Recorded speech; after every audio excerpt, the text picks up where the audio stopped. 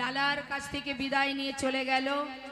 লালা শুধু বললেন, বাবু আপনার এই মহলে বিষয় সম্পদের মধ্যে যদি দিন কাটে তাহলে কোনোদিনই কৃষ্ণ ভজন হবে না বাবু।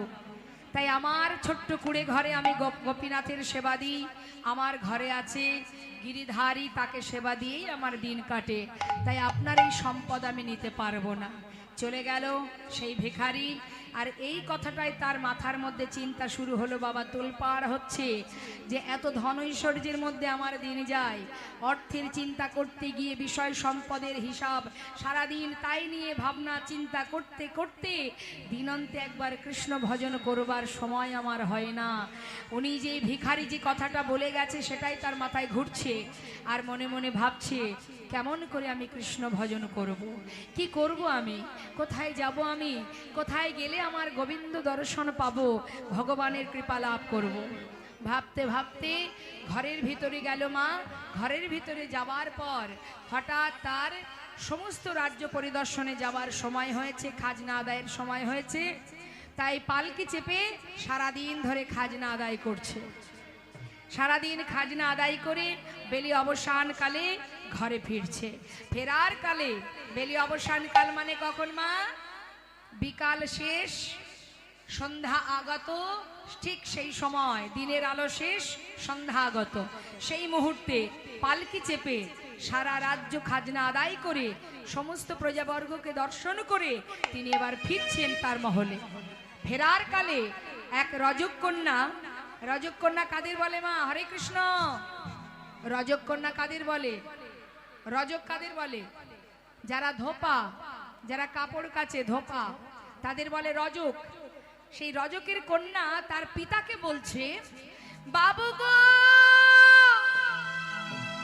বাবু গো, বেলা যায় বাসনায় আগুন দাও। কি বলছে মা? বেলা যায় বাসনায় আগুন দাও। বাসনা কাকে বলে? কলা, শুকনো কলার পাতা, সেটাকে পোড়ালে একটা ছাই হয়, যেটা দিয়ে আগেকার সময় কাপড় কাচা হতো। এখন তো অনেক ডিটারজেন্ট পাওয়া যায়, তো সেই সময়ে সমস্ত কাপড় ওই বাসনা পুড়িয়ে খার দিয়ে পরিষ্কার করা হতো। তাই ধোপার মেয়ে মানে রজককন্যা পিতাকে বলছে, বাবু গো, বেলা যায় বাসনায় আগুন দাও। আর সেই কথাটা প্রতিধ্বনি হয়ে লালার কানে প্রবেশ করছে। লালা তো আসছে রাস্তা দিয়ে পালকি চেপে, আর শুনছে বাতাসে যেন ভেসে আসে সেই মেয়েটির সেই কথাটি। কিভাবে? বেলা যায়,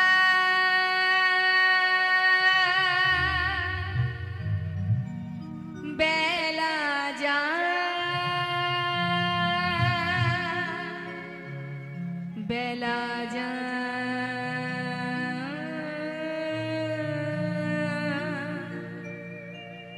বেলা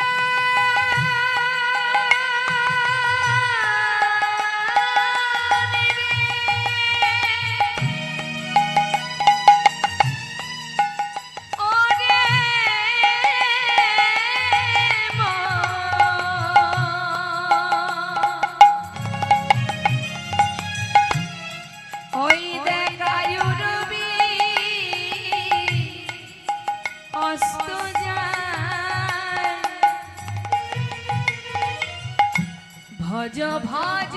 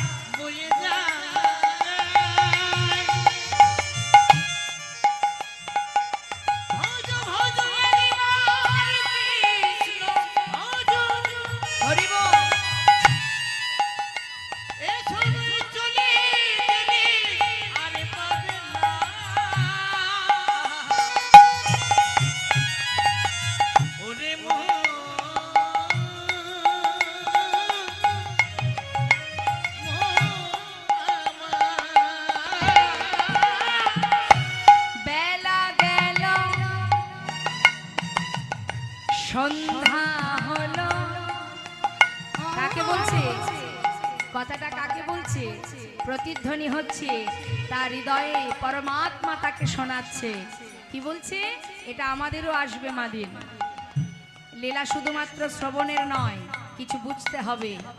কি বলছে? রজকন্যা বলছে বেলা যায় বাসনায় আগুনে দাও, আর লালা শুনছে কি? আমরা সবাই সেই একই কথাই শুনছি। কি?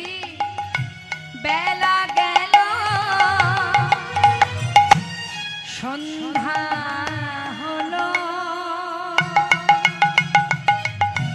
বেলা গেল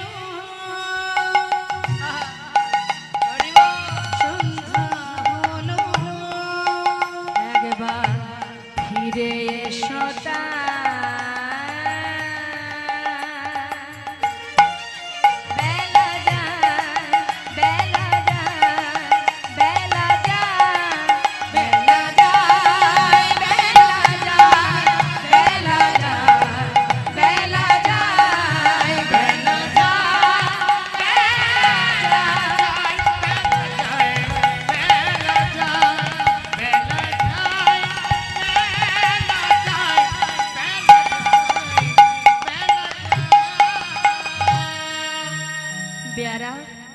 পালকি থামাও।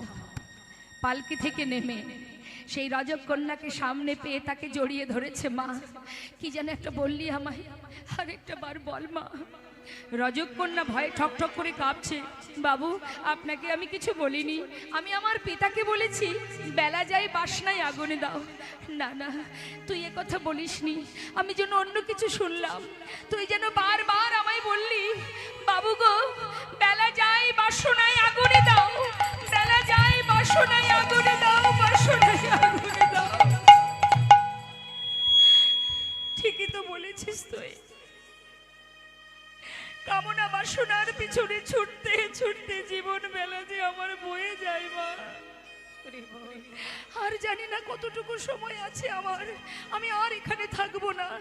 পালকিতে উঠে ঘরে ফিরে গিয়ে নিজের পালিতা কন্যা সুমতিকে বলছি, সুমতি এদিকে আই মা, আমার কাছে আয়। বাবা, মা, আমার সারা গায়ে একটু কৃষ্ণ নাম লিখে দে না। বাবা, কি হয়েছে তোমার? এমন পাগলের মতো করছো কেন? মারে, আমায় একটু কৃষ্ণ নাম লিখে দে, আমি চলে যাই। বাবা, কোথায় যাবে তুমি? বলো তুমি কোথায় যাবে? মারে, এতদিন তো তোদের কথা ভেবেছি, এতদিন তোদের চিন্তা করেছি, তোদের জন্য বিষয় সম্পদে যা কিছু আছে সবকিছু তোদেরকে রেখে দিলাম, তোদেরকে দিয়ে গেলাম। এবার একটু আমার কথা আমায় ভাবতে দে মা, আমাকে ভাবতে দে। বাবা, খাজনা আদায় করে ফেরার পথে তুমি এমন কেন করছো? কি হয়েছে আজ তোমার? এমন পাগলের মতো করছো কেন? মা, আমি চলে যাব, আমি চলে যাব। কোথায় যাবে? আমার ঘরে। তোমার ঘর? এটাই তো তোমার ঘর। না না, এটা আমার ঘর নয় মা, আমি যে আমার নিজের ঘরে যাব। বাবা, একটু বলবে তুমি কোথায় যেতে চাও? শুনবি? যাব রে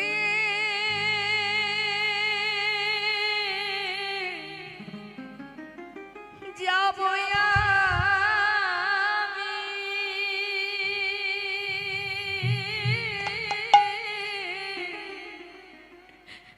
কৃষ্ণ ভজনে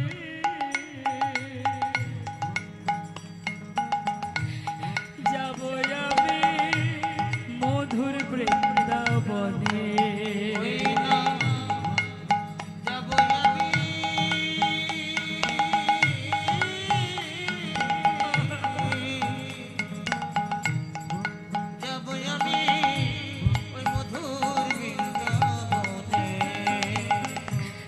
রইল সাধের জমিদারে, রইল ঘর বাড়ি, রইল সাধের জমিদারি,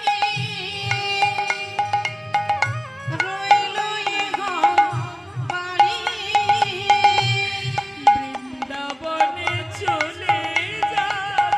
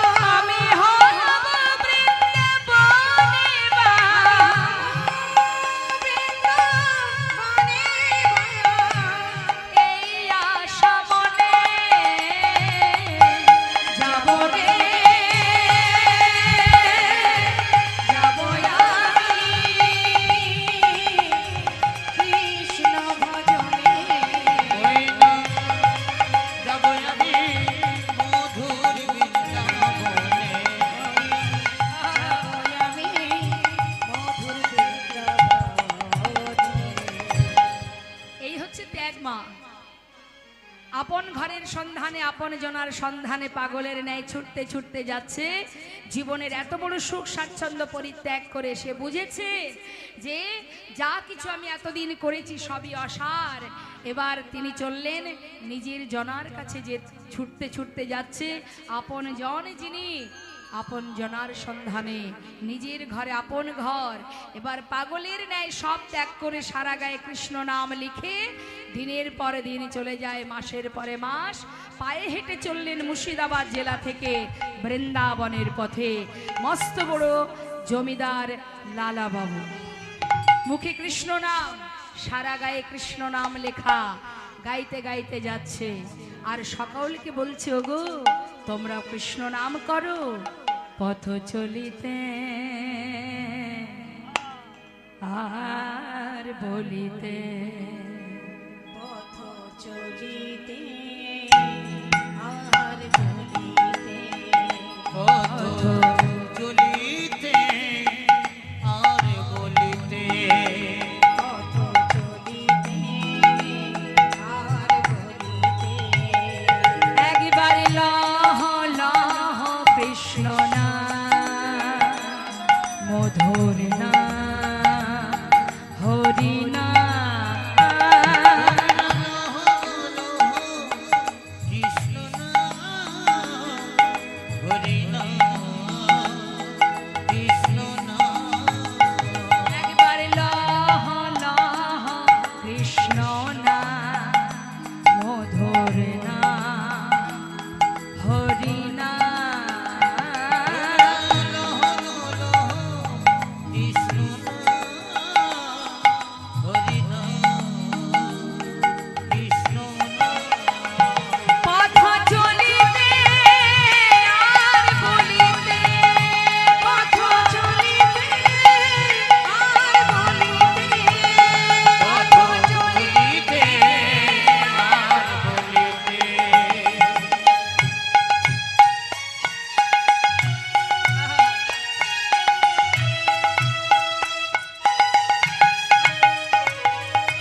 সন্মুখী আধার রাত্রি, আমি হয়েছি পথযাত্রী। আত্মকে আধার রাতি, হয়েছি পথযাত্রী। আর সন্মুখী আধার রাত্রি, আমি হয়েছি পথযাত্রী।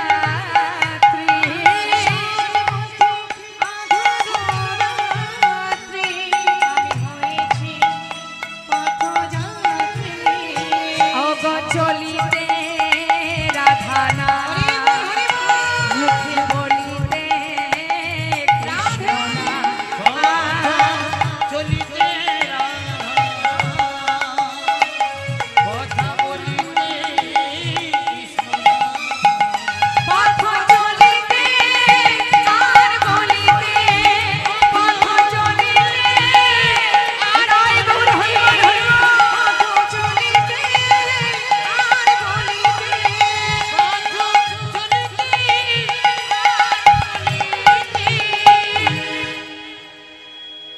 কৃষ্ণ নামকে সার করে সারা জীবনের ন্যায় সব ছেড়ে জমিদার লালা চলে এলো বৃন্দাবনে। বৃন্দাবনে যখন এলো মা, তখন সন্ধ্যা হয়ে গেছে। তাই কি করেছে, গোবিন্দকুণ্ডের পাড়ে সারা রাত কাটিয়ে সকালবেলা যেই না প্রভাত হয়েছে, হঠাৎ দেখছে লালা যে ব্রজমাইরা মাথায় করে ডালা সাজিয়ে সবাই এক সারিতে যাচ্ছে। লালা জিজ্ঞাসা করছে, ও ব্রজবাসী, তোমরা সবাই কোথায় যাচ্ছ? আমরা বাঁকবিহারীর মন্দিরে যাচ্ছি। ও দেখো, আমি তো পথঘাট চিনি না, তুমি মন্দিরে, বাঁকে বিহারীর মন্দিরে যাচ্ছ, আমাকে একটু নিয়ে যাবে? তুমি নতুন বুঝি? হ্যাঁ, আমি কিছুই চিনি না। না, বলছি কেন নিয়ে যাব না? বাঁকে বিহারীর মন্দিরে যদি যেতে হয় আমাদের সঙ্গেই চলো, তবে আমরা যা গাইব তুমি আমাদের পাচু পাচু সেই নাম করতে করতে এসো। কি নাম? রাধে রাধে রাধে রাধে রাধে রাধে রাধে রাধে রাধে রাধে রাধে রাধে বলে বলো, রাধে রাধে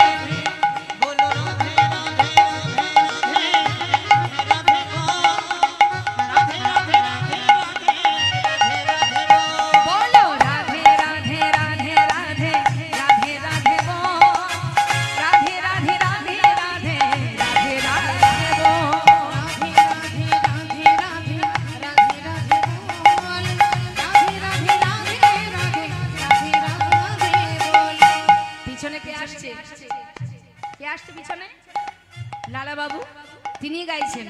কি গাইছেন? কৃষ্ণ কৃষ্ণ কৃষ্ণ কৃষ্ণ কৃষ্ণ কৃষ্ণ বল, কৃষ্ণ কৃষ্ণ কৃষ্ণ কৃষ্ণ কৃষ্ণ কৃষ্ণ বল, কৃষ্ণ কৃষ্ণ কৃষ্ণ কৃষ্ণ কৃষ্ণ কৃষ্ণ বল, কৃষ্ণ কৃষ্ণ কৃষ্ণ কৃষ্ণ কৃষ্ণ কৃষ্ণ বল, কৃষ্ণ কৃষ্ণ কৃষ্ণ কৃষ্ণ কৃষ্ণ কৃষ্ণ। কেন?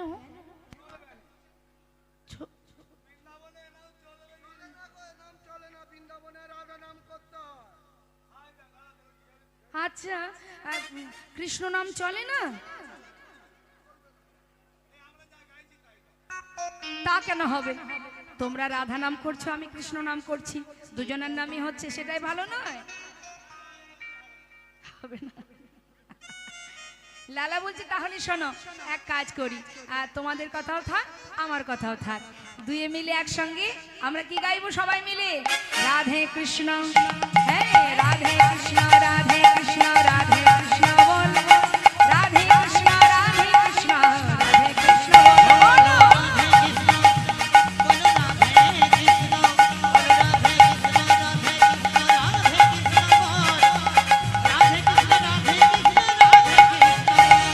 বৃন্দাবন কি, সবাই মিলে হাত তুলে রাধে রাধে বলবেন, উচ্চ স্বরে বলবেন। হ্যাঁ, সবাই হাত তুলুন, দেখি কার কার হাত আছে। হ্যাঁ, যার হাত নেই সে তো আর তুলতে পারবে না, যার আছে সে একবার তুলবেন। হ্যাঁ, বৃন্দাবন কি, যমুনা মাই কি। আর একটু জোরে, 8 আনা হয়েছে, আর 8 আনা বাকি, আর একটু জোরে হবে। হ্যাঁ, কোনদিন ঝগড়া করেছেন? ঝগড়া করেন?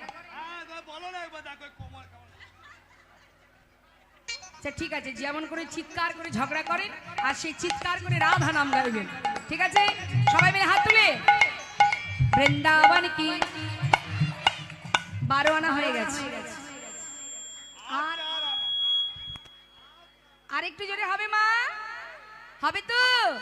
বৃন্দাবন কি, যমুনা মাই কি, রাধা কুণ্ড কি, শ্যাম কুণ্ড কি, গোবিন্দ কুণ্ড কি, বিলাসবন কি, মধুবন কি, বিধুবন কি, কেশি ঘাট কি, বংশীবন কি, মোহনবন কি, মাধবীবন কি, লৌহবন কি, তাম্রবন কি, কমলবন কি, ভণ্ডীবন কি, आगे पीछे दाहिने बाएं बोल बोल में ऊपर नीचे बोलो राधे राधे राधे राधे राधे राधे बोल,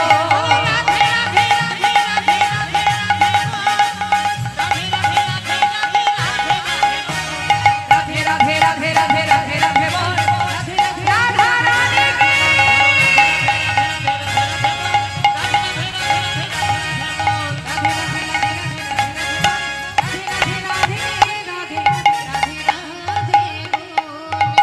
বলিয়ে বাঁকে বিহারী লাল কি। কোথায় এলাম আমরা তাহলে মা? বাঁকে বিহারীর মন্দিরে। হ্যাঁ, বসুন বসুন, সবাই বসুন। হবে বাঁকে বিহারীর মন্দিরে সমস্ত ব্রজমাইরা ভগবানের সেবা দিয়ে লালাকে ভালো প্রসাদ দিল। লালা উদর পরিপূর্ণ করে সেবা করলেন মা। সেবার পর কি হয়? খাওয়া দাওয়াটা যদি ভালো হয় তারপরে কি হয়? একটু অলসতা আসে না?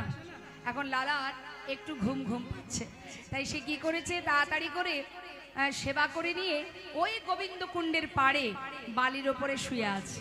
কিন্তু শুয়ে থাকলে কি হবে, ঠিক ঘুম হচ্ছে না বলে যতই হোক, আগে তো তিনি জমিদার ছিলেন, জমিদারের বিছানায় ঘুমিয়েছিলেন, এত সুখ এত আনন্দ, হ্যাঁ সেগুলো তো পুরোপুরি এখনো মুছে যায়নি মা, কিছুটা হলেও আছে।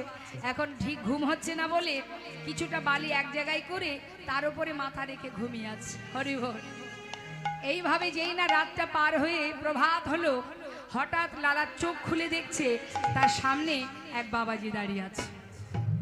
হন্তদন্ত হয়ে বালি থেকে উঠে করজোড়ে জিজ্ঞাসা করছে, বাবাজি আপনার পরিচয়? বাবাজি বলছে, আহা, পাশে এক ব্রজবাসী বলছে ইনি হলেন বৃন্দাবনের বাবাজি, ওনার নাম কৃষ্ণদাস বাবাজি। বাবাজি, এই বৃন্দাবনে কোথায় আমার গোবিন্দ আছে সেটা কি একবার বলে দিতে পারবে? বলো না বাবাজি। বাবাজি বলছে, দাঁড়াও, তুমি কোথা থেকে এসেছো, কি তোমার পরিচয়? আমার নাম লালা। লালা? কোন লালা? তোমার ঠিকানা কোথায়? আমি বাংলার মুর্শিদাবাদ জেলা থেকে আসছি। ও, দাঁড়াও দাঁড়াও দাঁড়াও, সেই মুর্শিদাবাদের সেই জমিদার, মস্ত বড় জমিদার লালা বাবু, তুমি কি সেই লালা? বাবাজি, এক সময় আমি ছিলাম, আজ আর আমি জমিদার নই। শুধুমাত্র আমি গোবিন্দের দেখা পাবার জন্য, ভগবানের চরণ পাবার জন্য আমি এসেছি, সর্বস্ব ত্যাগ করে আমি এসেছি। লালা, দাঁড়াও, সর্বস্ব ত্যাগ করে তুমি এসেছো, তুমি এখানে ভগবানের দেখা পাওয়ার জন্য, খুব ভালো কথা। সুন্দর করে বালিশ তৈরি করে বালির বিছানায় ঘুমিয়ে আছো। বলি, সেই যে জমিদারি বিছানার সেই যে সুখ, সেই আরাম আয়েশ, সেটা বুঝি এখনো পুরোপুরি মোছেনি, তাই না? যেই না বলা বাবা এক সেই মুষ্টাঘাতে বালিটি, মানে বালির বালিশটি ভেঙে ফেললো মা। করজোড়ে বললেন, বাবাজি তুমি একবার বলে দাও না, আমি কোথায় গেলে তার দেখা পাবো? লালা, সর্বস্ব ত্যাগ করে এসেছো, মন্দিরে মন্দিরে ভালো ভালো প্রসাদ সেবা করছো, বালির বিছানায় ঘুমিয়ে রাত কাটাচ্ছ। এইভাবে যদি কেউ বৃন্দাবনে দিন কাটে, তাহলে কি সে গোবিন্দের দেখা পায়? সংসারে যেমন কর্ম করলে তবে ফল পাওয়া যায়, তেমন গোবিন্দের দেখা করতে গেলে গোবিন্দের সংসারেও কর্ম করতে হয়। পারবে কর্ম করতে? বাবাজি, যে কর্মই হোক আমি করতে রাজি। তোমার দীক্ষা হয়েছে? না। দীক্ষা না হলে তার দেখা পাবে কি করে? আগে তো দীক্ষা হোক, তাহলে বাবাজি সেটাই যদি হয়ে থাকে। চরণটা জড়িয়ে ধরেছে মা, সাধুর চরণ ধরি কইলালা কৃপা করি,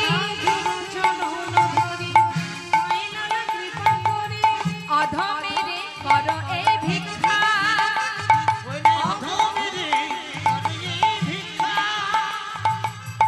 অবিষ্ট ধন পাইবারে আমি ঘর ছেড়ে এসেছি ঘরে, অবিষ্ট ধন পাইবারে আমি ঘর ছেড়ে এসেছি ঘরে, ফিরিব না কৃপা করে দাও মরে দিয়া, আমি আর তো ঘরে ফিরব না গো, আর তো ঘরে ফিরব না গো, আর তো ঘরে ফিরব না গো, অবিষ্ট ধন পাইবারে ঘর ছেড়ে এসেছি ঘরে, ধন পাইবারে ঘর ছেড়ে এসেছি ঘরে, ফিরব না কৃপা করে দাও মরে দিয়া। এখানে যত ভক্ত আছেন দীক্ষা শিক্ষা হয়েছে? সবার হয়েছে দীক্ষা শিক্ষা? মন্ত্র মনে আছে তো? কৃষ্ণ মন্ত্রে যারা দীক্ষিত হন তাদের গলায় তুলসীর মালা পরান গুরুদেব। আছে তো? মালা আছে তো গলায়? সবার আছে?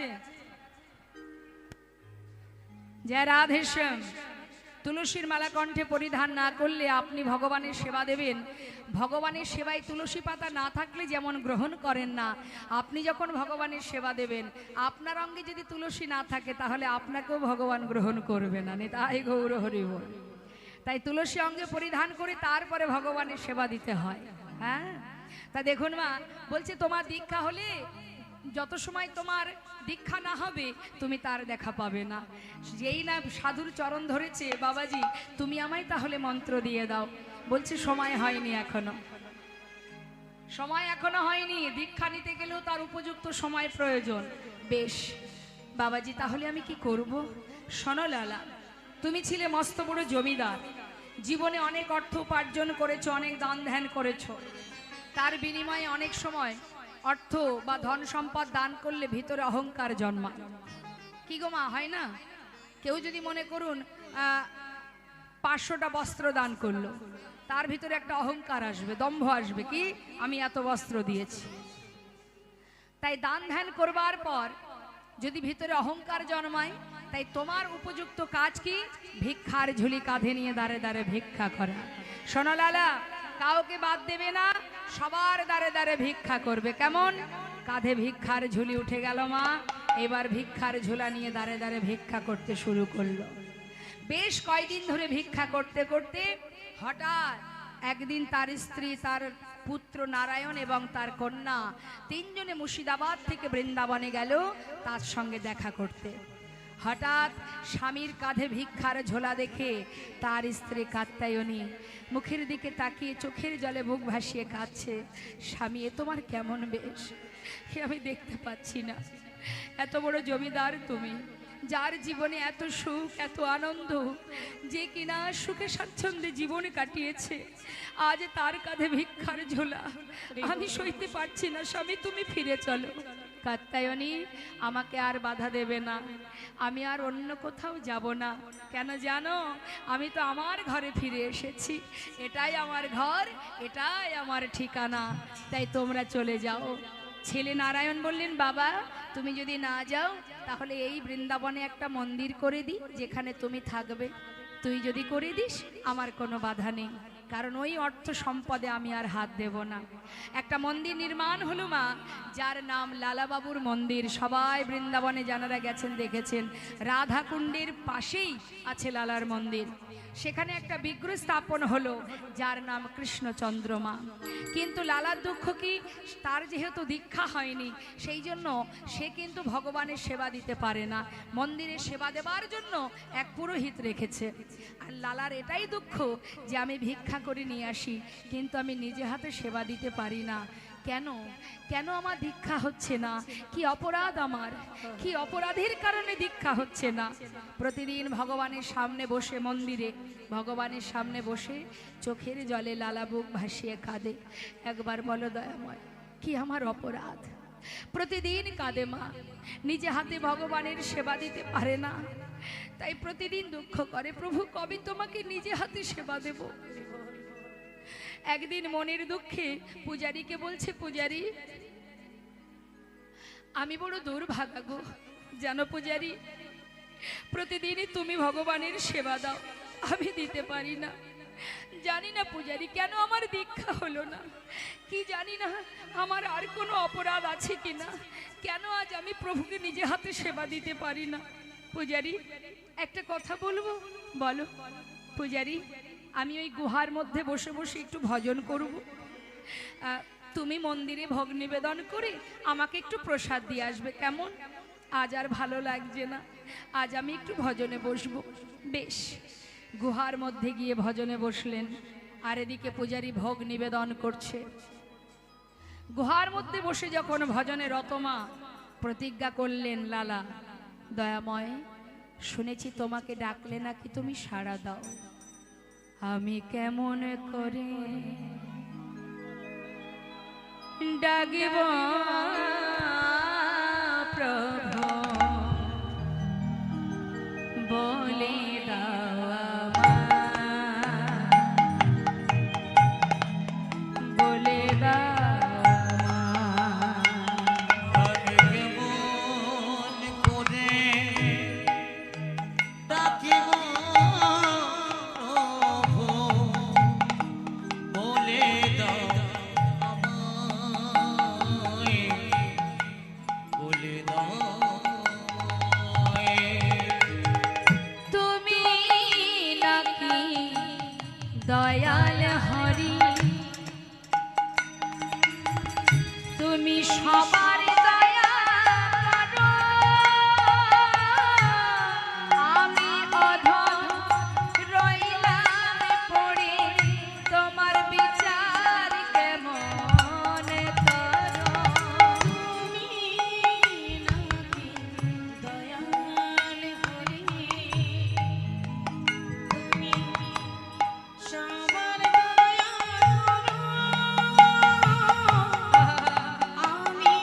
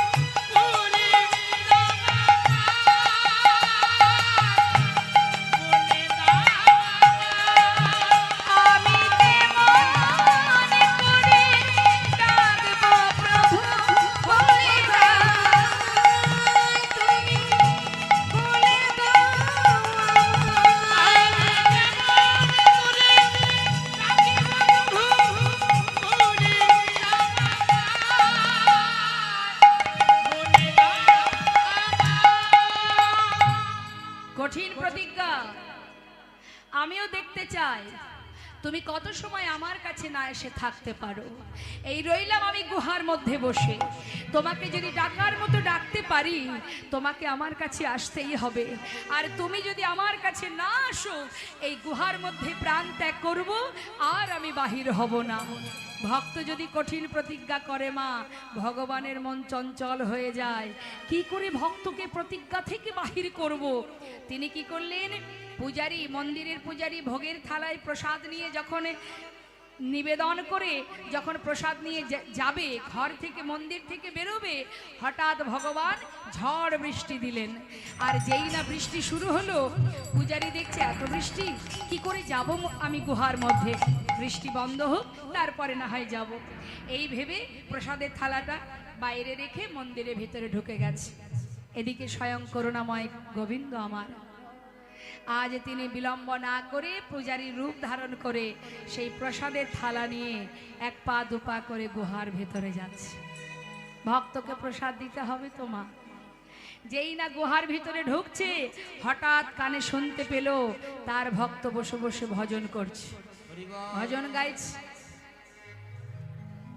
রাধে কৃষ্ণ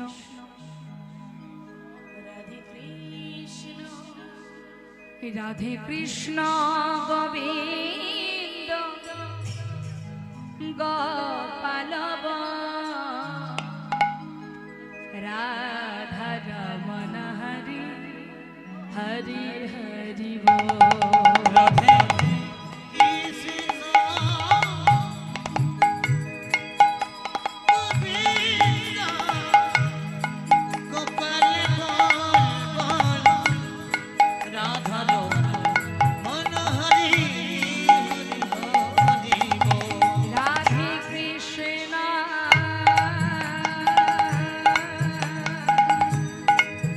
রাধে কৃষ্ণ গোবিন্দ গোপাল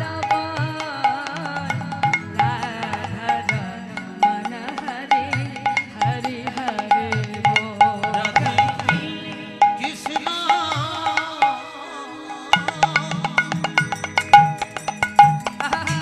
গোবিন্দ গোপাল হরি বল রাধা রমণ হরি হরি হরি বল। গিরিধারি বল গবর ধন ধারি বল। গিরিধারি বল গবর ধন ধারি বল। আর রাধা রমণ হরি কৃষ্ণ কৃষ্ণ বল। রাধা রমণ হরি কৃষ্ণ কৃষ্ণ বল। মদন বাবা জয় নন্দলাল। মদন গোপাল জয় নন্দলাল। শ্রীনন্দে নন্দন হরে কৃষ্ণ গোপাল। শ্রীনন্দে নন্দন হরে কৃষ্ণ গোপাল।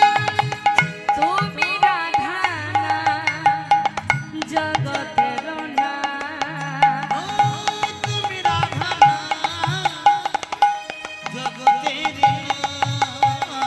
গোপী জন বল্লভ প্রভু গোপীনাথ। রাধে কৃষ্ণ রাধে কৃষ্ণ গোবিন্দ গোপাল বল বল।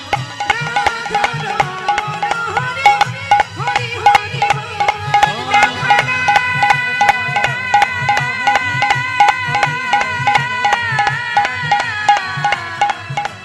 দেখা না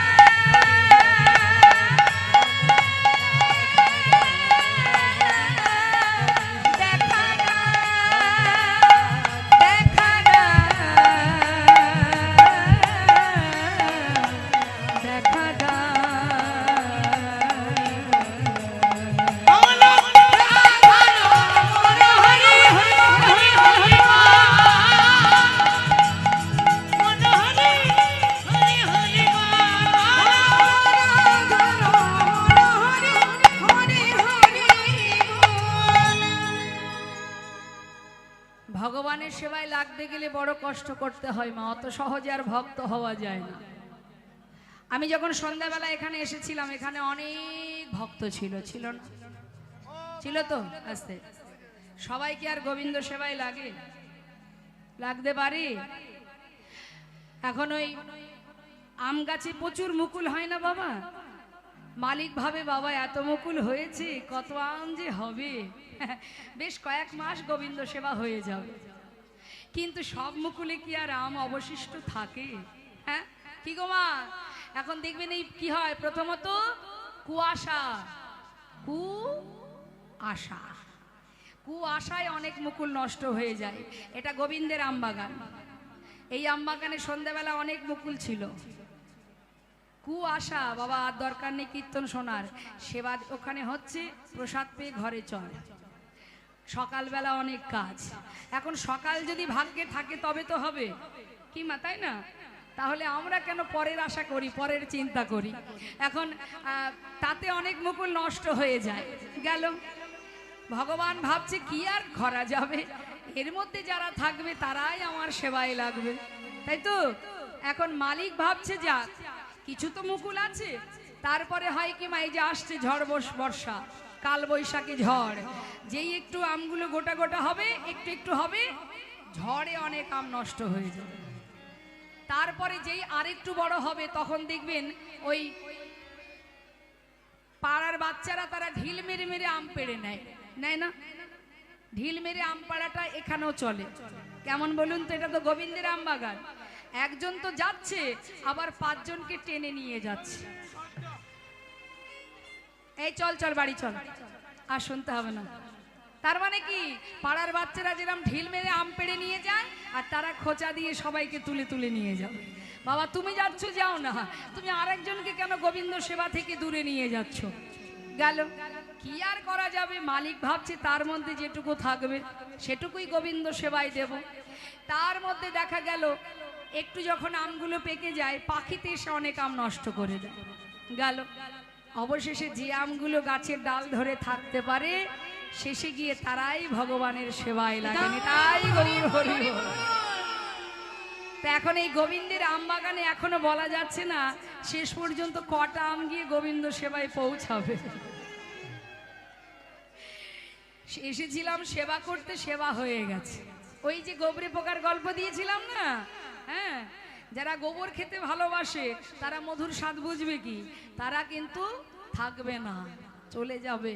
কিন্তু যারা কৃষ্ণ নামের অমৃত আস্বাদন করবে, তাদেরকে কিন্তু জগতের কোনো টানই টেনে নিয়ে যেতে পারবে না। এখানেই তার প্রমাণ হয়ে যাবে। যাই হোক, এখন ভগবান এসে প্রসাদ দিল, লালা কিন্তু মা কিছু বুঝতে পারেনি। সেই প্রসাদ পেল, আবার গোবিন্দ চলে গেলেন। কিন্তু বৃষ্টি বন্ধ হয়ে গেছে দেখে পূজারী মনে মনে ভাবছে তাই তো লালাকে প্রসাদ দিতে হবে যে। হঠাৎ বাইরে এসে দেখছে থালার মধ্যে আর প্রসাদ নেই। ভাবছে বৃষ্টি বন্ধ হবার পরে কোনো ভক্ত বোধহয় নিয়ে গেছে, তাতে আর কি আছে, আরো তো আছে ঘরে, সেখান থেকে একটু প্রসাদ নিয়ে এবার গুটি গুটি পায়ে ঢুকছে গুহার মধ্যে। লালা, কে প্রসাদ খাবে না? এই দেখো প্রসাদ এনেছি। প্রসাদ? আমি তো প্রসাদ খেয়েছি। খেয়েছো? কে দিল তোমায়? কেন, তুমি তো এসেছিলে। ও পূজারি, প্রসাদ দিয়ে গেলে, আমি প্রসাদ খেলাম, তুমি চলেও গেলে। আমি তো আসিনি লালা, আমি তো এই প্রথম এলাম। তুমি আসোনি? তবে কে এসেছিল? ও পূজারি, কে এসেছিল আমার কাছে বলো না। লালা, বিশ্বাস করো আমি আসিনি। পূজারি, তোমারই মতো দেখতে, তোমার মতো বেশ।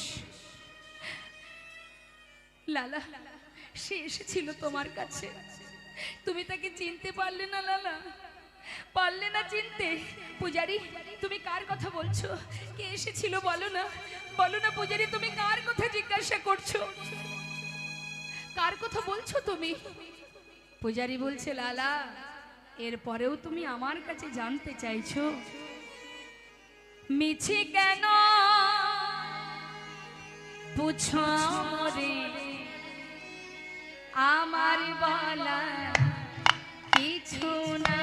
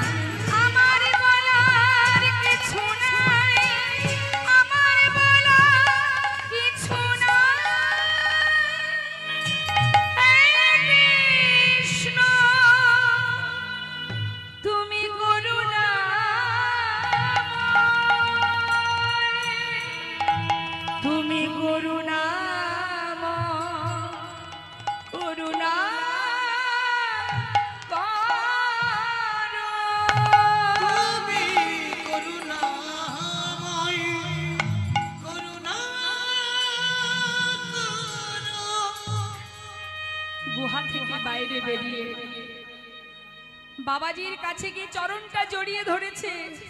চরণ তলে আছাড় খেয়ে পড়ে জিজ্ঞাসা করলেন, বাবাজি আজ তোমাকে বলতে হবে, বলো বাবাজি, আমি যে তাকে কাছে পেয়েও হারিয়ে ফেলেছি, আমি যে চিনতে পারিনি বাবাজি, একটিবার বলো না বাবাজি, আমায় তুমি কেন দীক্ষা দিচ্ছ না?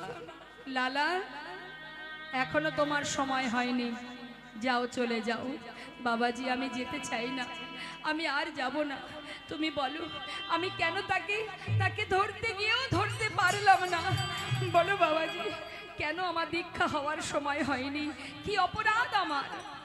যত সময় না বলবে আমি তোমার চরণ ছেড়ে যাব না। তবে শোনো লালা, তোমাকে বলেছিলাম তুমি সবার বাড়ি ভিক্ষা করবে, কিন্তু লালা তুমি প্রত্যেকের ঘরে গিয়েছিলে, কিন্তু একজনের ঘর তুমি বাদ দিয়েছিলে। কেন বলো? জগৎ শেঠের দ্বারে তুমি ভিক্ষা করনি কেন? বাবাজি, ওদের সঙ্গে আমাদের একটু পুরানো দ্বন্দ্ব আছে। কি জন্য? তুমি যখন জমিদার ছিলে, তোমার জমিদারি ছিল, তখন তোমার দ্বন্দ্ব ছিল। এখন কি তুমি জমিদার আছো? সেই জমিদারি আছে তোমার, তাহলে দ্বন্দ্ব কেন থাকবে লালা? ভিতর থেকে ক্রোধ হিংসা দূরীভূত করো, না হলে কৃষ্ণ ভজন হবে না।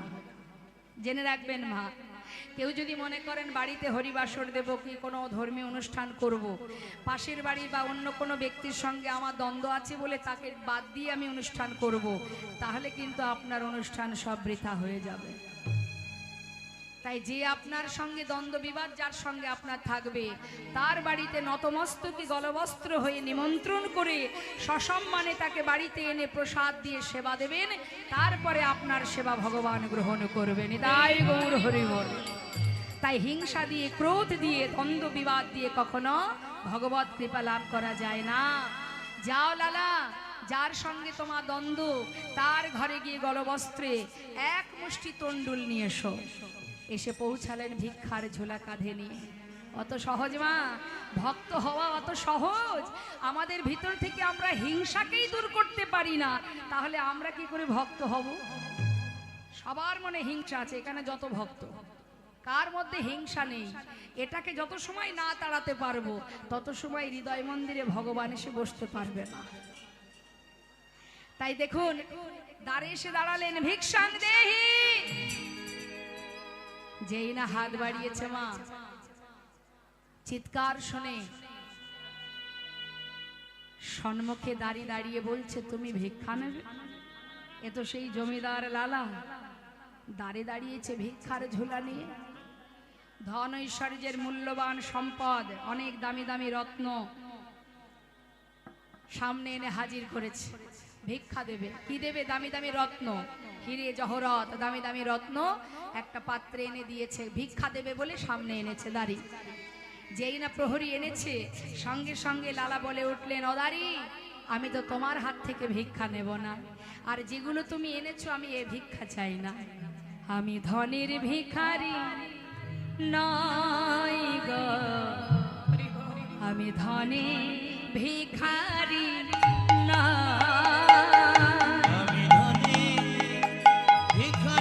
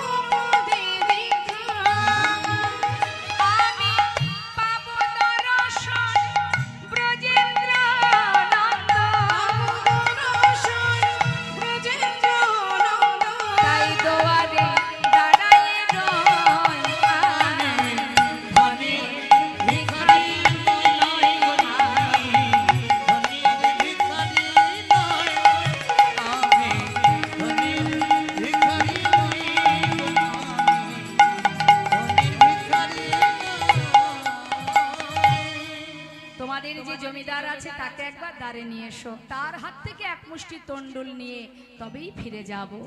সঙ্গে সঙ্গে জগৎ শেঠ খবর পেল, খবর পেয়ে দ্বারে এসে পৌঁছালো।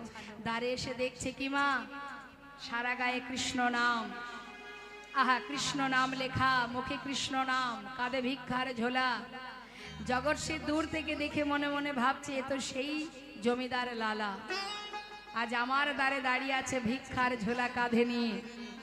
মুখের দিকে এক দৃষ্টিতে তাকিয়ে জিজ্ঞাসা করলেন, যে বেশ পরিধান করে আমার দ্বারে দাঁড়িয়েছ, রাখুন, এটা কোনো ছলনা নয় তো? জগৎ শেঠ জিজ্ঞাসা করছে মা। লালা বাবু বলে উঠলেন, না না, আসিনি আজ তোমার কাছে ওগো বন্ধু কোন ছলনা, ঘাটের মাঝে পার ঘাটাতে বসে ডাকছে আমার।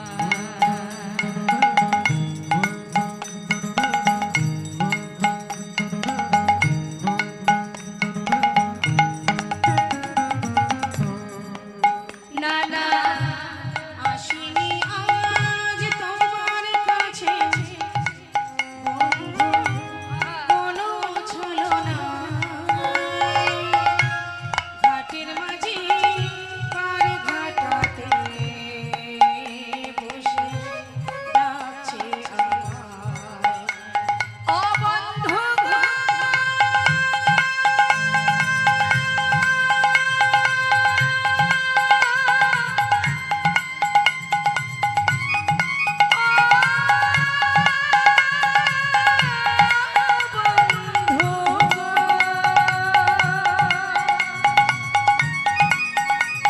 বন্ধু গো,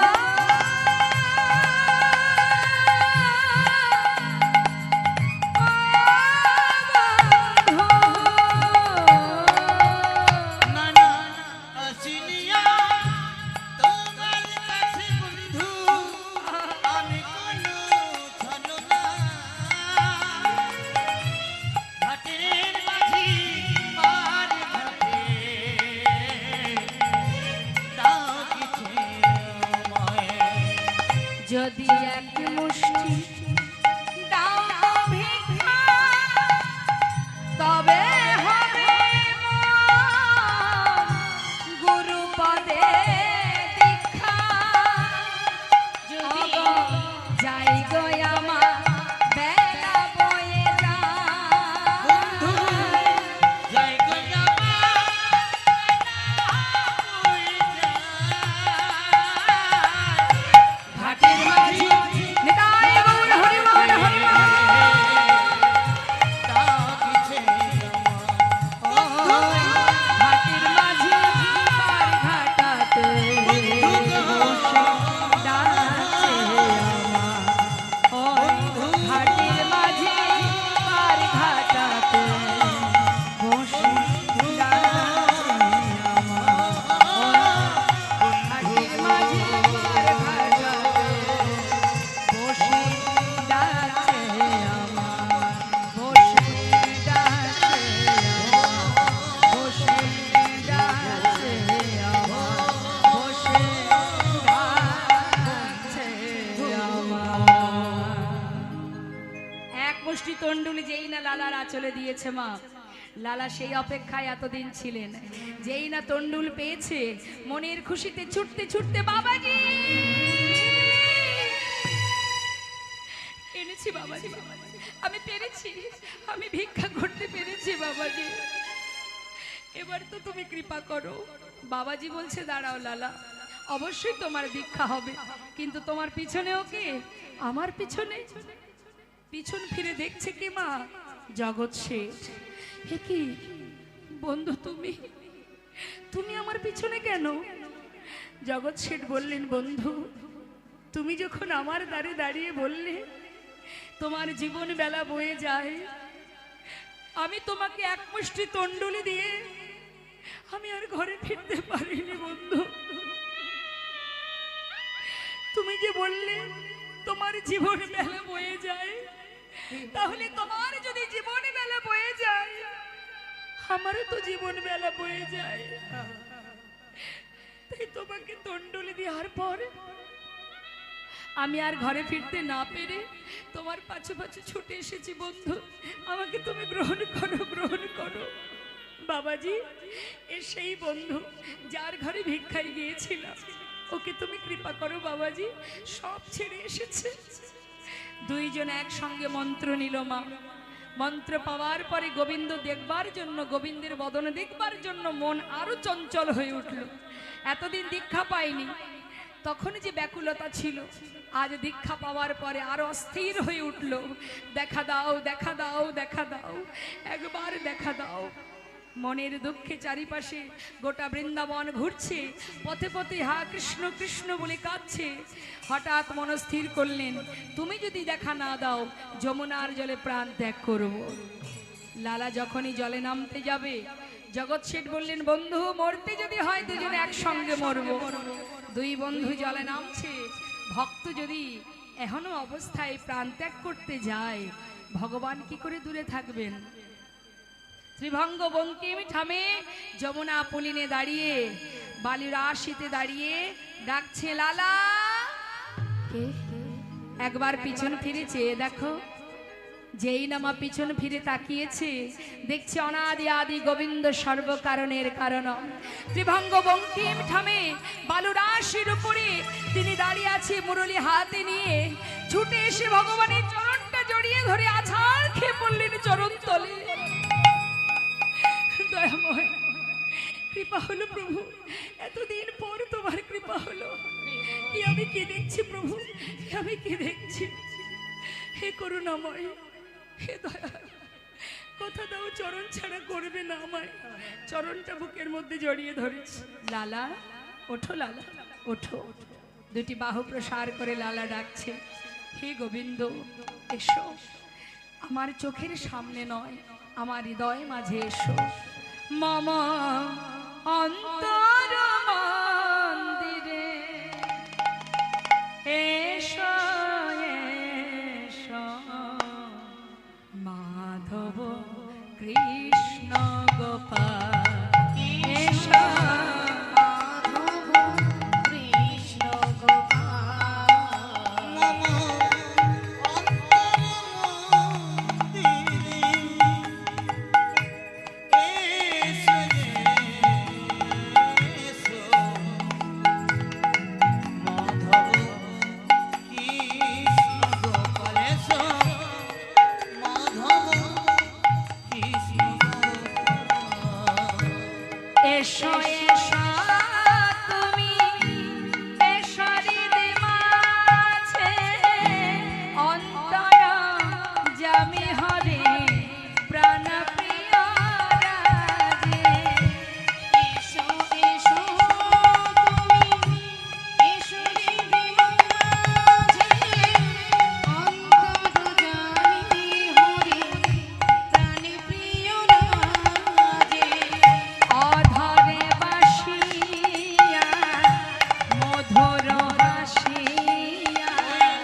ধরে বাঁচি যা মধুর হাসিয়া। এসো, এসো কৃষ্ণ গোপাল এসো। মাধব কৃষ্ণ গোপাল মম অন্তরমন্দিরে এসো, এসো।